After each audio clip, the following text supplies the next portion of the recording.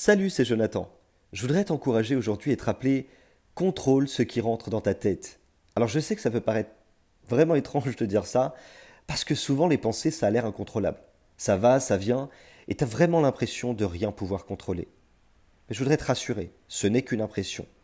La vérité, c'est que tout est contrôlable, même si parfois des pensées viennent, tu les choisis pas, elles rentrent dans ta tête, mais ça ne veut pas dire que tu dois les accueillir en leur faisant une place pour qu'elles s'y établissent.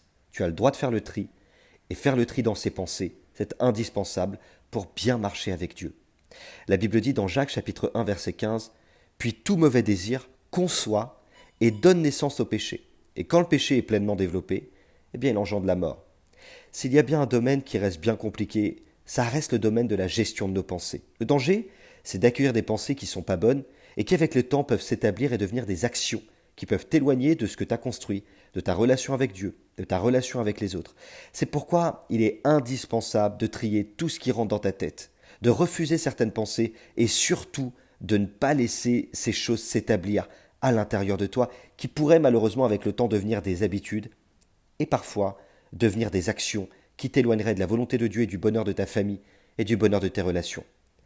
C'est vrai, aujourd'hui encore, il y en a qui vivent en secret des pensées qu'ils ont accueillies, recueillies et laissées s'installer, mais qui ne sont pas bonnes. Pas bonnes pour leur relation avec Dieu et qui peuvent être un danger pour leur couple et leur relation en général. Si c'est ton cas, ne t'inquiète pas, il y a évidemment une solution. J'aimerais te donner quelques petits conseils ce matin. Il y a une différence entre une pensée qui te traverse et une pensée que tu vas accueillir, recueillir et nourrir. S'il y a donc une pensée qui te traverse, je parle d'une mauvaise pensée, ne culpabilise pas, mais d'un autre côté, ne l'accueille pas. La plupart des gens voient tellement de choses autour d'eux que certaines choses deviennent des envies, ces envies deviennent des schémas dans leur tête, et pour certains, c'est vraiment un moyen de vivre une vie parallèle. Le danger, c'est que ce qui se passe dans ta tête, eh bien ça peut devenir une obsession et une arme du diable pour te détruire ainsi que ta famille et ton foyer.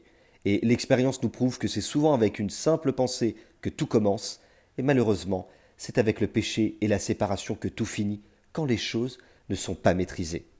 Le meilleur moyen, c'est de renouveler tes pensées en Dieu par le moyen de la lecture de la parole de Dieu, la Bible, et par le moyen de la communion avec le Saint-Esprit, c'est-à-dire la prière. C'est à ce moment-là que, eh bien, les choses vont se renouveler dans ton esprit et te permettre de te protéger, de protéger ta tête de toutes ces flèches qui sont envoyées par les ténèbres pour te détruire.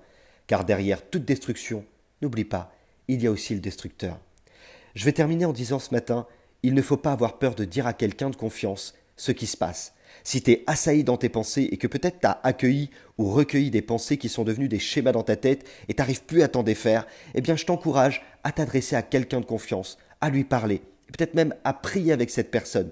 Déclare les choses à haute voix, confesse-les, demande pardon et ensuite passe à autre chose, afin que tes pensées soient renouvelées et sanctifiées. N'oublie pas, tu es une belle personne. Et Dieu a fait en sorte que tu puisses être libre dans ton cœur, dans ton corps et aussi dans tes pensées pour marcher dans une pleine liberté et un épanouissement véritable parce que c'est ça la clé du bonheur. N'oublie pas, Dieu a mis son potentiel en toi.